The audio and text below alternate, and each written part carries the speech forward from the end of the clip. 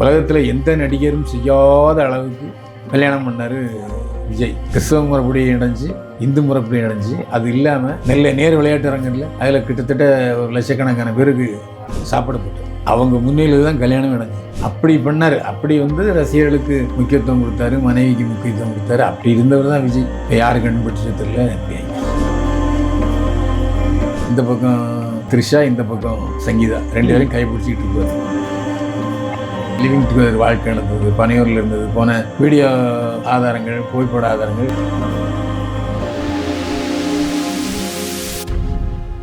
என்னை வாழ வைத்துக் கொண்டிருக்கும் யூடியூப் சேனல் நேயர்களுக்கு நன்றியும் வணக்கம்.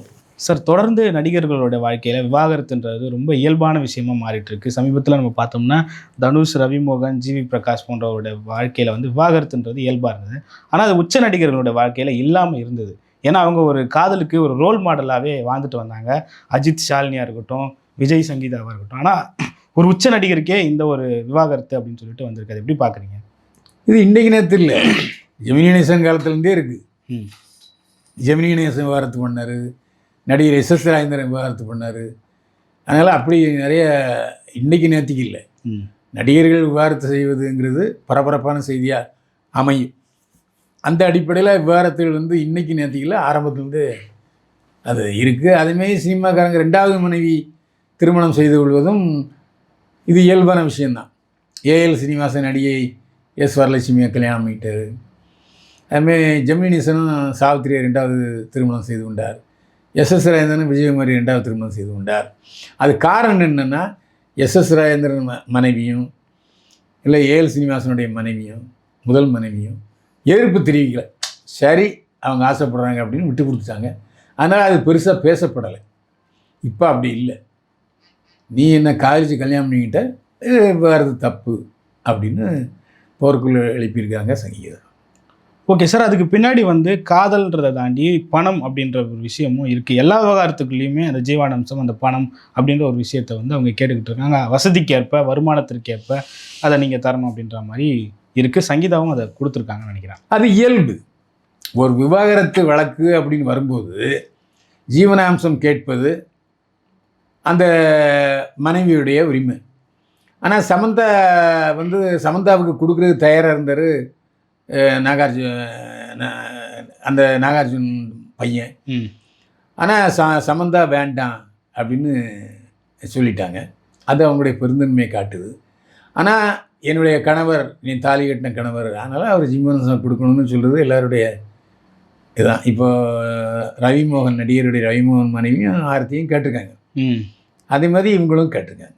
என்ன காரணம்னா, ரவிமோகன் மனைவியும் தொழில் கிடையாது, ஹவுஸ் ஒய்ஃப். ஓகே. சங்கீதா விஜயும் ஹவுஸ் ஒய்ஃப். ஸோ ஹவுஸ் ஒய்ஃபாக இருக்கிறவங்க கோர்ட் என்ன சொல்லுதுன்னா, மனைவி விவாகரத்து செய்யப்பட்ட மனைவிக்கு வருமானம் வருகிறது, தொழில் செய்கிறார் என்று சொன்னால் ஜீவனாம்சம் கொடுப்பவருக்கு வழி இல்லை அப்படின்னு சொல்லிச்சு.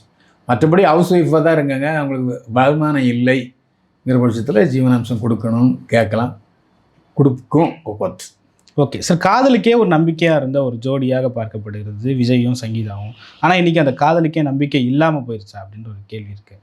எல்லாருக்கும், காதலிக்கிற எல்லாருக்கும் ஒரு ரோல் மாடலாக இருந்தாங்க அப்படின்றது இருக்குது. இப்போ அது இல்லையா? காதலித்தவர்கள் எல்லோரும் திருமணம் செய்வதில்லை. திருமணம் செய்தவர்கள் எல்லோருமே சேர்ந்து வாழ்வதில்லை. சேர்ந்து வாழ்ந்தவர்கள் எல்லோருமே சேர்ந்து போவது இல்லை. இது கண்ணாசா அப்பயே சொல்லிட்டார். காதல்லையும் விவாகரத்து நடக்கும். வீட்டில் திருமணம் பார்த்து 4 நட்சத்திரம் பார்த்து செஞ்ச திருமணங்களுக்கும் விவாகரத்து உண்டு. மனசு சம்பந்தப்பட்டது. எனவே அது இன்றைக்கு சந்தோஷமாக இனிப்பை கொடுக்குற, மகிழ்ச்சியை கொடுக்குற மனைவி நாளைக்கு பிடிக்காமல் போகலாம். மனசு அப்போயே சொல்லியிருக்காங்க, மனசு ஒரு குரங்கு. ஏண்டா அன்னைக்கு நீ தானடா லவ் பண்ணிட்டு கல்யாணம் பண்ணேன்னா, அது இப்போ எனக்கு பிடிக்கல, இதுக்கு என்ன செய்வீங்க? இதுதான் காதல் என்பது. நிரந்தரமானது அல்ல. அன்னைக்கு காதலிச்சைய, இன்னைக்கு காதலிக்கல, பிடிக்கல, அதுக்கு என்ன பதில்? நிரந்தரமானது அல்ல. மாற்றம் ஒன்று மாறாதது. ஓகே சார், அவங்க வந்து இந்த விவகாரத்து குறித்து எந்த ஒரு நேர்காணலையோ இல்லை எந்த ஒரு பத்திரிகையிலும் செய்தியாக வரக்கூடாது அப்படின்னு சொல்லிட்டு அந்த பெட்டிஷன்லேயே போட்டிருந்தாங்க சார். அதை எப்படி பார்க்க? ஆமாம், என்ன காரணம்னா இது விவகாரத்தை வச்சு கச்சா முச்சான்னு பேசிட்டாங்கன்னு வச்சுங்க. அது பாசிட்டிவாகவும் போகும், நெகட்டிவாகவும் போகும். அவங்களுடைய புகழுக்கும் மரியாதைக்கும் இதுவரை சேர்த்து வச்சிருந்த நல்ல பேருக்கும் அவமானத்தை உண்டாக்கிடுவீங்கல்ல, அதுக்காக அந்த தடை உத்தரவை கோர்ட்டில் கேட்டிருக்காங்க. ஆனால் அந்த தடை உத்தரவு இடைக்கால தடை, அது வந்து இன்னும் பிறப்பிக்கப்படல கோர்ட்டால். பெட்டிஷன் கொடுத்துருக்காங்க சங்கீதா, விசாரித்து கோர்ட்டு நடவடிக்கை எடுக்கும். இப்போ இதே தடை உத்தரவை கெனிஷாவும் வாங்கியிருந்தது. அதாவது ரவிமோகனுடைய தோழி என்னை பற்றி அசிங்கமாக பேசுகிறாங்கன்னு அந்த தடை உத்தரவுக்கு அப்புறம் நான் பேசுனது கூட எடுத்துட்டேன். அதனால் அது இயல்பானது தான். இப்போது ரவிமோகனும் கெனிஷாவும் தோழி தோழி தோழின்னு சொல்லிட்டு இருந்தாங்க. இப்போ நேர்மாறாக நடந்துக்கிட்டு இருக்கு. அது எதில் போய் முடியும்னு நமக்கு தெரியுது. இப்போது ரவிமோகனுடைய அம்மாவே கெனிஷாவை ரொம்ப நல்லவ அப்படின்னு பாராட்டுற அளவுக்கு நிலைமை மாறிடுச்சு. அதே மாதிரி இப்போதைக்கு தன்னுடைய மகன் வாழ்க்கை இப்படி இருக்க அப்படின்னு ரொம்ப பாதிக்கப்பட போகிறது எஸ்ஏ சந்திரசேகரும் அவருடைய மனைவியும் தான். ஸோ எஸ்ஏ சந்திரசேகரும் அவருடைய மனைவியும் கண்டிப்பாக சங்கீதாட்ட பேசுவாங்க. சங்கீதாட்ட பேசுனதுக்கப்புறம் மகன்கிட்டையும் பேசுவாங்க. இல்லைப்பா, நீ வந்து இப்போ பொது வாழ்க்கையில் வந்துட்ட, நானும் உங்கள் அம்மாவை காய்த்தான் கல்யாணம் பண்ணேன், இது வரைக்கும் வாழலையா? அவர் 83 வயசாச்சு. யார்? டேரக்டருக்கு. இன்னும் வரைக்கும் சந்தோஷமாக தான் இருக்காங்க. ஸோ என்னையும் எடுத்துக்கப்பா, வாழ்க்கையில் ஏற்றத்தாழ்வுகள் இருக்கும், சண்டை இருக்கும், வேறுபாடு இருக்கும், கருத்து வேறுபாடு இருக்கும், சண்டை இருக்கும். அதெல்லாம் பெருசுப்படுத்தக்கூடாதுன்னு சொல்லலாம். சொல்லி அவர் கேட்கவும் செய்யலாம்.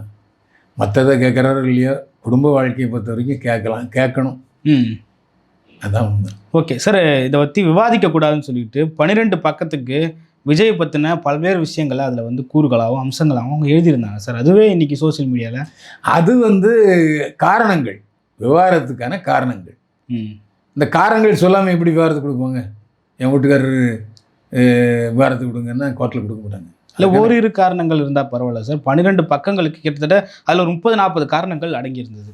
தாங்க இவ்வளவு தப்பு பண்ணியிருக்காருன்னு டீட்டெயிலாக சொல்கிறாங்க, அவ்வளோதான். அப்போ எந்த எல்லைக்கும் சங்கீதா அவர்கள் தயாராகிட்டாங்க.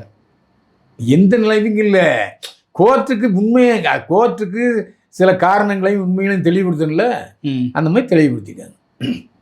அதுக்கான சாட்சியங்களை நான் சொல்லுவேன், ஆதாரங்கள் என்னிடம் இருக்கிறது. இப்போ நான் சொன்ன எல்லாத்துக்கும் ஆதாரம் என்கிட்ட இருக்குது, ஆதாரத்தை நிரூபிக்கன்னு சொல்கிறாங்க சங்கீதா. ஓகே சார், அடிப்படையில் பார்க்கணும்னா யார் இந்த சங்கீதா, எப்படி விஜய்க்கும் சங்கீதாவுக்கும் தொடர்பு வந்தது, எப்படி உங்களுக்கு திருமணம் ஆச்சு அப்படின்ற ஒரு கேள்வியும் விவகாரம் மனுக்கு பின்னாடி அடங்கியிருக்கா அப்படின்றது இருக்குது. சங்கீதாவோட அப்பா சுரலிங்கம் மிகப்பெரிய தொழிலதிபர் லண்டனில். ஆனால் அவர் இலங்கை தமிழர்.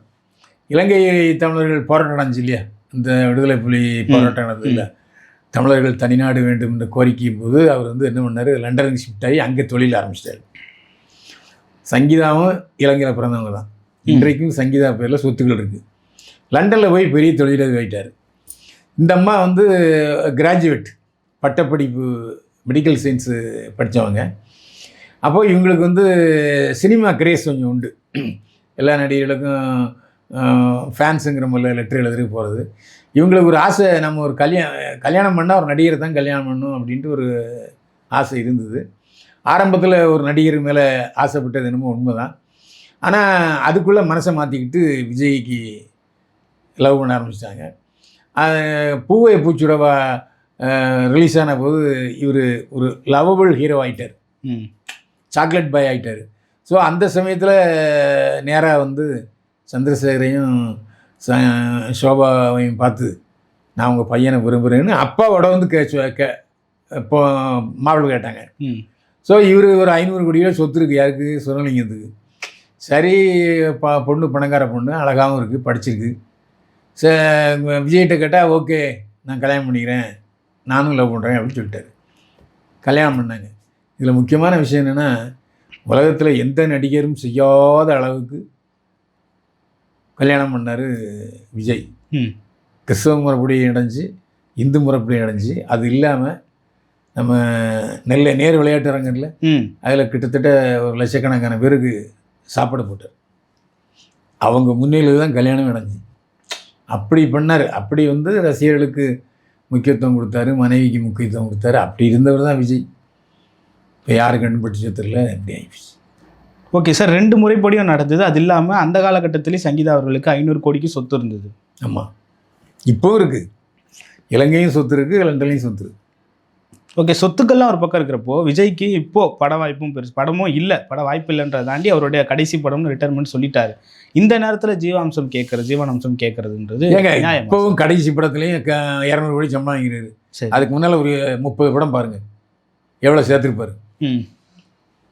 அப்போ அதில் வந்து பங்கு உண்டா இல்லையா மனைவிக்கும் குழந்தைகளுக்கும்? விஜய் சம்பாதிச்சதில் அவருடைய மனைவிக்கும் மகனுக்கும் மகளுக்கும் பங்கு உண்டா இல்லையா? ஓகே, அதை தான் கேட்குறாங்க.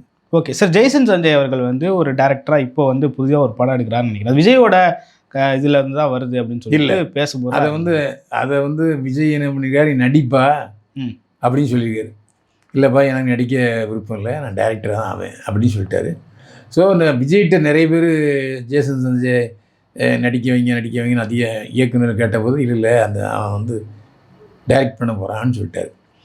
டைரக்ட் பண்ண போகிறான்னு சொன்னோன்னா இவர் பாட்டு நடிச்சிக்கிட்டே இருந்தார் விஜய்.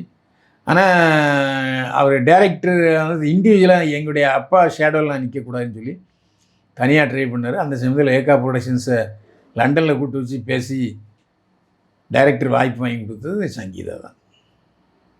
விஜயோட தொடர்பு இல்லாமல் தான் அவர் இன்றைக்கி பெரிய டேரக்டர். அதாவது விஜய்யுடைய ஆதரவு இல்லாமல் அவர் இண்டிவிஜுவலாக அவங்க அம்மா தேவையில் டைரக்டர் ஆகிட்டார். ஓகே சார், தேவைப்பட்டால் அந்த ஆதாரத்தை நான் வெளியிடுவேன் அப்படின்றாங்க. தேவைப்பட்டால் அந்த நடிகையோட பேரும் சொல்லுவேன், தேவையில்லாத விளம்பரமோ சர்ச்சை ஏற்படக்கூடாதுன்னு நான் அமைதியாக இருக்கேன் அப்படின்னு சொல்லிட்டு சொல்கிறாங்க. என்ன ஆதாரத்தை வெளியிடுவாங்க, யார் அந்த நடிகைன்ற ஒரு கேள்வி திரும்ப அவங்க என்ன கம்ப்ளைண்ட் கொடுத்தாங்களோ, விவாதத்துக்கான என்னென்ன காரணங்கள் சொன்னாலும் அதுக்கான ஆதாரத்தை வெளியிடுவோம். அதாவது விஜய் அந்த நடிகை சேர்ந்திருந்தது, லிவிங் டுகெதர் வாழ்க்கை நடந்தது, பனையூரில் இருந்தது போன வீடியோ ஆதாரங்கள், புகைப்பட ஆதாரங்கள் இருக்கலாம். விஜய் சங்கீதா அவர்களே இருக்கலாம். ஏன்னா ஒரே பங்களாக தான் இருந்தாங்க. இது அதுக்கு ஆதாரமாக த்ரிஷாவுடனும் அவருடைய மனைவி சங்கீதாவுடனும் எடுத்த ஃபோட்டோ என்கிட்ட இருக்குது. அதை நான் ரசிகர்களுக்கு போட்டு காமிச்சிருக்கேன். 3 பேரும் ஒரே நேரத்தில் இருக்க மாதிரியான ஃபோட்டோ இருக்குது. ஆமாம், அதாவது இந்த பக்கம் த்ரிஷா, இந்த பக்கம் சங்கீதா, 2 பேரும் கைப்பிடிச்சிக்கிட்டு இருப்பார். அது சண்டை இல்லாமல் சமாதானமாக இருந்து எடுக்கப்பட்ட படம். சார், பொருளாதார ரீதியாகவும் எங்களை வந்து ஒடுக்கினார் விஜய் அப்படின்னு சொல்லிட்டு சொல்கிறாங்க. ஆமாம், இவர் சம்பாதிச்சு அதை இவர் வந்து பசங்களுக்கு எந்த செலவும் கொடுக்கல, பசங்க மேலே பாசமும் காட்டலை, அன்பும் காட்டலை. அதேமாதிரி அந்த சங்கீதாவையும் பனையூர் பொங்கலை வச்சு அடித்து டார்ச்சர் பண்ணியிருக்காரு. டார்ச்சர் பண்ணார். ஆமாம், அப்படியே. ஆமாம், என்னை அடித்தார், துன்புறுத்தினார், அது தாங்காமல் தான் நான் வெளிநாடு போயிட்டேன் அப்படின்ட்டு சொல்லியிருக்காங்க. ஒரே வீட்டில் இருந்துட்டு அவங்க தனியாக சாப்பிட்ருக்காங்க சோறு பொங்கி, இவர் தனியாக இருந்திருக்காரு. எந்த மனைவி அதை ஒத்துப்பாங்க? ஓகே சார், இப்படி அடுக்கடுக்கான குற்றச்சாட்டுகள் வந்து விஜய் மேலே இருக்கிற இந்த நிலையிலையும் 2-3 நடிகைகளை தொடர்பு படுத்தி பேசுறது சமூக வலைதளங்களில் இருக்குது. இவங்களா அப்படின்னு சொல்லிட்டு 2-3 நடிகைகளை தொடர்பு. அது அவங்க வியூஸை ஏற்றுறதுக்கு டெம்ப்ட் பண்ணுறதுக்கான விஷயமா இருக்கும். அது அவங்க போட்டுருக்காங்க, அதை பற்றி நான் ஏன் பேசணும்? ஓகே, அதாவது அவங்க உரிமை. தப்பாக இருந்தால் அவங்க அனுபவிக்க போகிறாங்க, நாமே அதுக்கு விளம்பரம் கொடுக்கணும். Okay sir, okay. பல ஆண்டுகளாக வந்து நாங்கள் பிரிஞ்சு தான் வாழ்ந்தோம்னு சொல்லிட்டு. ஆமாம், 4 வருஷமாக பிரிஞ்சு வாழ்கிறாங்க. 21 வருஷம் அவங்க லண்டனுக்கு 22 வருஷம் போனாங்க. 5 வருஷம் ஆச்சா? ஆனால் விஜயும் சங்கீதா அவர்களும் பல விவகாரத்து கேட்பதற்கு முன்னால் தம்பதியர் பிரிந்து வாழ வேண்டும், அந்த அடிப்படையில் பிரிந்து வாழ்ந்திருக்காங்க. அதுக்கான உதாரணம் முன்கூட்டியே எல்லாத்துக்கும் தயாராக இருந்திருக்காங்க 2 பேருமே, 2 தரப்புலையுமே. 2 தரப்புன்னு சொல்ல மாட்டேன், சங்கீதா இப்போ தயாராக இருக்காங்க, அவ்வளோ. ஆனால் பல முறை வாயை திறக்கல இது வரைக்கும். திறந்தான அவர் அப்படி சொன்னான்னு சொல்ல முடியும், அவர் சொல்லாமல் நான் எப்படி சொல்ல முடியும்? அவர் வாயை திறக்கல, இதுக்கு வாயை திறக்கணும், த்ரிஷாவும் பதில் சொல்லணும். சார், போன மாதமே வந்து பாஜகவினுடைய மாநில தலைவர் நயனா நாகேந்திரன் வந்து இதை வெளிப்படையாக பேசியிருந்தார். இப்போ எல்லாரும் அவர் மேலே வந்து பாஞ்சிருந்தாங்க. இந்த நேரத்தில் இது வந்து உண்மையாகவே மாறி இருக்கு அப்படின்றப்போ அதை எப்படி பார்க்கலாம்? நயனா நாகேந்திரன் உண்மையை சொல்லியிருக்காரு. இந்த பாஞ்சவங்கெல்லாம் லூசு போயிருக்கு, மன்னிப்பு வர கேட்டார் சார் அவர். அதாங்க, அவர் மனசாட்சிப்படி ஃபீல் பண்ணாங்கன்னு நினச்சோம், மன்னிப்பு கேட்டார். ஆனால் நெருப்பு இல்லாமல் போயாது. ஓகே, அந்த நேரத்தில் த்ரிஷா அவர்கள் போட்ட ஒரு அறிக்கை உங்களுக்கு தெரியும், அட்வொகேட்டை வச்சு போட்ட அறிக்கை. என்னுடைய தனிப்பட்ட வாழ்க்கை குறித்து யாரும் விவாதிக்க வேண்டாம் பொதுவெளியில். அதுதான் இப்போ நான் தனிப்பட்ட வாழ்க்கையே விமர்சிச்சுட்டாங்களே சிங்கிக்குது. இப்போ பழிச்சொல்லியானலாம் கொண்டுருக்கு. தேவைப்பட்டால் அவங்களையும் நான் வழக்கில் சேர்ப்பேன்னு இருக்காங்க சொல்கிறாங்க. அது முடியுமா சார்? அப்படி தேர்ட் பார்ட்டியாக சேர்க்க முடியும். ஏன்னா அவங்க மேலே கம்ப்ளைண்ட் சொல்கிறாங்க, அதனால் அவங்க சேர்ப்போம். மீண்டும் சந்திப்போம். வாழ்க வளமுடன்.